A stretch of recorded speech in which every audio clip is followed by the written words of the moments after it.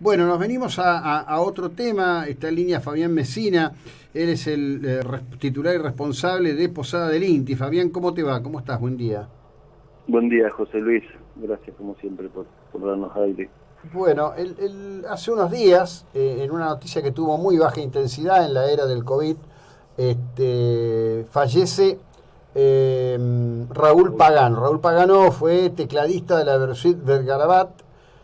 Por primera vez veo que una persona que muere en situación de calle, al respecto de él, se explicita en palabras de quien fuera su esposa y madre de sus dos hijos, esta expresión.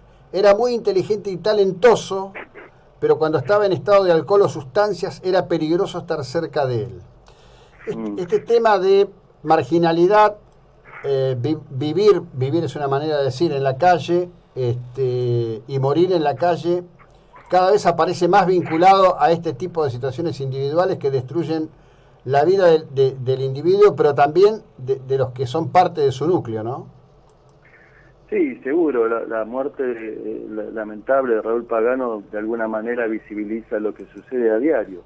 Si bien la muerte por hipotermia aparece como, digamos, de manera esporádica, pero cuando uno empieza a recorrer este tipo de hechos, José Luis, aparece siempre un patrón de conducta que refiere generalmente al consumo problemático de sustancias legales, ilegales, que, como decís vos, van deteriorando paulatinamente estructuras familiares y sociales, y si bien son muchos los factores que determinan que una persona quede a la buena de Dios en una situación de este estilo, digamos, ¿no? Imagínate que predomina una valorización mínima, casi nula de su propia vida, entonces los vínculos asociados a él y demás, imagínate dónde quedan, digamos, ¿no?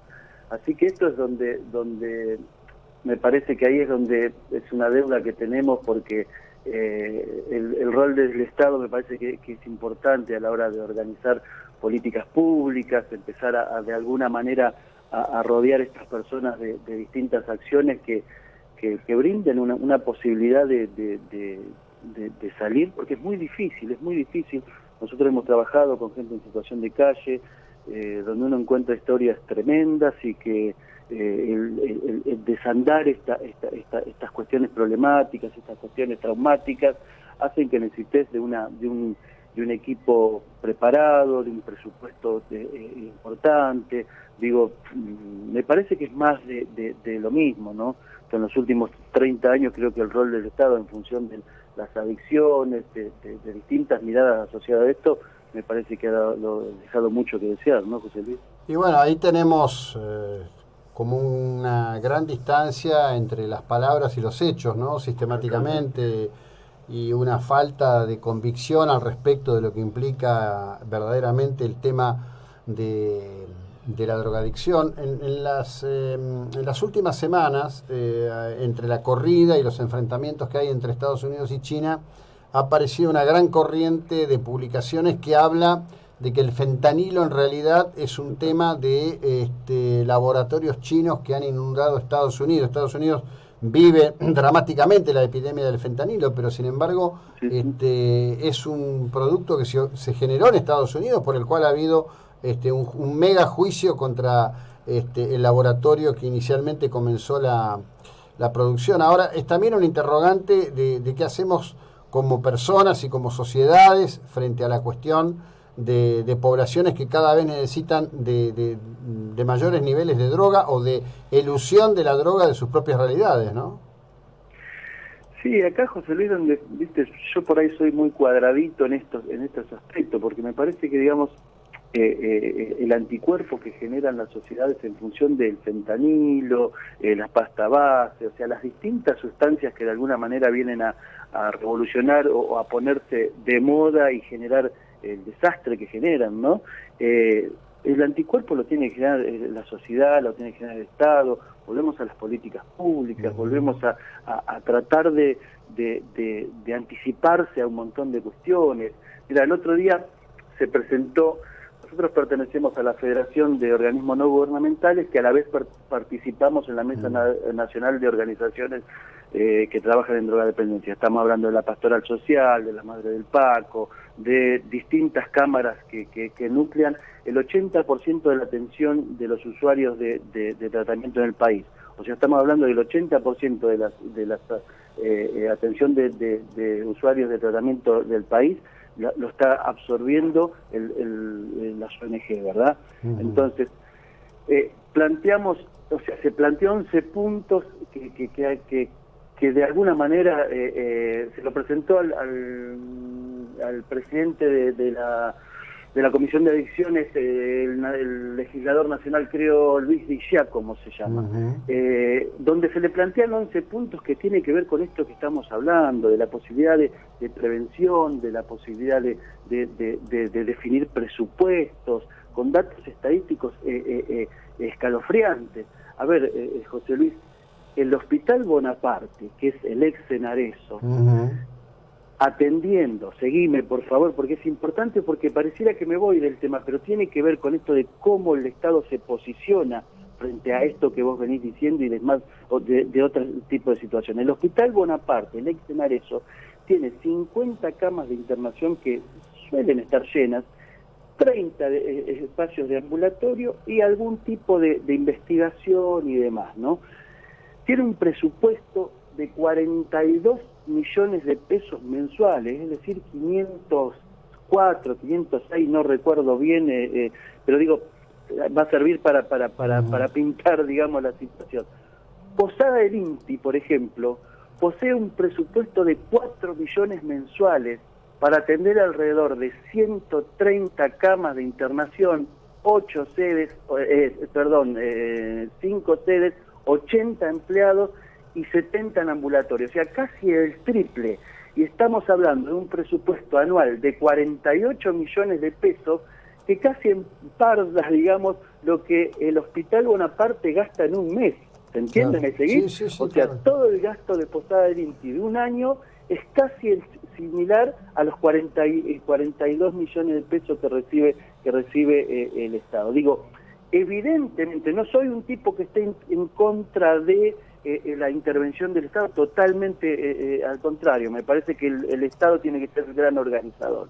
Pero digo, me parece que tiene que haber un orden en todas estas cuestiones, porque si no lo que tenés vos es una sociedad civil dándote respuesta, que la pandemia, José Luis, evidenció esta situación, porque en realidad, vuelvo a repetir, los 24 horas, desde marzo hasta ahora, día tras día, semana tras semana, la organización civil no dejó de atender un minuto, ¿me entendés? En todo el país, porque tengo conocimiento concreto de que se viene, y el Estado, con toda la burocracia que esto genera, y cuidados y demás, ha generado atención parcial, y nosotros no es que hemos atendido de una manera irresponsable y al contrario, hemos generado protocolos. El 10-12 de abril nosotros teníamos protocolos para funcionar, cuando el Estado nos hizo frenar y nos volvió a dar los mismos protocolos que nosotros habíamos armado los primeros días de mayo. Quiero decir, tardaron un mes para hacer lo mismo que nosotros teníamos los primeros días de abril. Digo, se entiende que es un todo, y en términos de políticas públicas el Estado termina siendo lento, perezoso, burocrático, caro. Entonces ahí es donde me parece que es importante que empecemos a definir políticas públicas claras. Por eso te digo que este pedido de 11 puntos, que hay cuestiones de prevención, que lo hemos hablado más de una vez, José Luis. O sea, ¿cuánto hace que no hay una campaña seria? ¿Cuánto hace que no se encara el tema desde un lugar que se entienda que la banalización, que la percepción de riesgo que hay en función del consumo de sustancias legales e ilegales, o digo, el consumo del cannabis, todas estas cuestiones que independientemente del fentanilo, seguramente hay que estar preparado, no podemos resolver temas relacionados al consumo de alcohol, al consumo de psicofármacos, de marihuana. Mar del Plata atravesado por el consumo de la cocaína fumada de una manera bestial. Entonces digo, me parece que es tiempo de parar la pelota y empezar a hacer cosas. La ley de salud mental, José Luis, hace 10 años que se reglamentó, que se aprobó, todavía no hay o sea, sí, hay un dispositivo, el Bonaparte y algún otro más que ya vemos lo que sale y cómo funciona, pero digo, si hoy alguien quiere, si vos no sé, con un grupo de amigos que quiere hacer algo con este tema, quiere habilitar un dispositivo, no hay una normativa provincial y nacional clara que determine qué hay que hacer. Claro. ¿Se entiende? Hay un vacío legal, pero no hace una semana, hace años, y por otro lado tenés una demanda y una problemática que crece a pasos agigantados, destrozando adolescentes, niños, grandes, y no hay una reglamentación clara. ¿Se entiende, José Luis? Sí, se entiende a punto tal que yo te diría, bueno, a ver, en principio creo que para el alcohol debería existir en términos de medios y de publicidad una regulación del mismo orden que existe para el tabaco, que no lo hay, y ni siquiera hay alguien que intente pensar en que esto sería posible. En torno del tema de la droga, la verdad que hay cosas que son absolutamente increíbles. Yo lo repito siempre, no hay una producción de HBO en donde en algún momento, de alguna manera, no haya consumo de droga. Hay una explicitación permanente y sistemática de modelos, y te diría más, hasta las propias series que se han hecho al respecto de personajes del narcotráfico terminan teniendo una suerte de supuesto halo romántico en torno al modo en que son expuestos los personajes. Totalmente. Y mira, uno de los puntos que se marcan en ese documento tiene que ver con esto de los medios y la cuestión de cómo de alguna manera capacitar, formar y acompañar en todas estas cuestiones que decís vos, o sea, tanto sea en la publicidad, en los contenidos, pero no desde una manera de censura, ni no. Mínimamente generar una discusión. Quiero decir, a ver, hay una responsabilidad social que tenemos que asumir todos los que de alguna manera ocupamos un lugar como líderes sociales desde una institución, desde un canal, desde los medios de comunicación. Digo, me parece que hay que poner en discusión, porque esto que vos decís ya no se tapa más, la gente no lo alcanza a ver cotidianamente. O sea, los distintos discursos que de alguna manera condicionan el pensamiento de la gente al tema que sea, ¿me entendés? Entonces me parece que, vuelvo a repetir, el eje de esta cuestión es definir qué es lo que se quiere con el tema de... Vuelvo a repetir, por ejemplo, te estoy dando... Se me van ocurriendo temas mientras hablamos, ¿no? Digo, se está hablando en función de esta ley de salud mental y en la adecuación para el 2020, donde teóricamente se tenían que cerrar todas las clínicas psiquiátricas y comunidades terapéuticas. O sea, sí. A nosotros nos emparangonaron, digamos, con la misma dinámica manicomial que, no sé, el Borda y Posada del Indio. Y digo, ¿qué estamos hablando? Me parece ya que de ahí en más que hay una dinámica totalmente diferente, ¿no es cierto? Pero digo, una prórroga más se está buscando. Yo ya quiero que nos cierren. Yo ya a esta altura digo, bueno, quiero cosas claras. O sea, ¿qué quieren? Que nos adecuemos a qué cosa, qué piden. Digan no de una vez por todas, porque esto hay un doble discurso y es perverso, José Luis, porque de alguna manera te precarizan con este discurso, porque te dan dos sachets de suero, te tienen en la agonía y te dicen, bueno, van a funcionar 2 años más. Esto lo venimos viviendo en los últimos 10 años. 2 años más. Y cuando uno va a decir, mire, gente, esto no alcanza para dar medicación a los pibes, esto, lo otro, acompañar, estudio, que esto, lo... sí, pero no hay presupuesto. Y callate la boca porque en cualquier momento se te cierra. O sea, ese es el mensaje psicopático que muchas veces las organizaciones recibimos, que estamos de prestado y que, bueno, y conformate con lo que hay.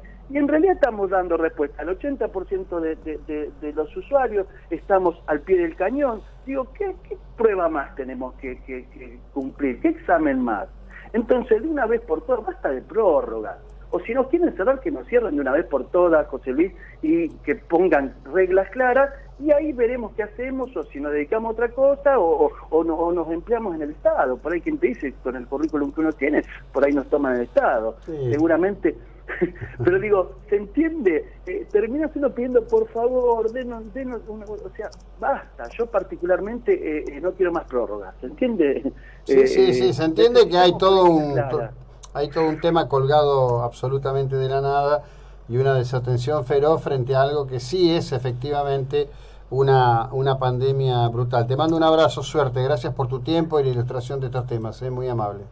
Gracias, José Luis, muy amable a vos. Bueno, seguimos en un instante. Estamos hablando de esto, ¿no? El mundo tiene una pandemia real y concreta.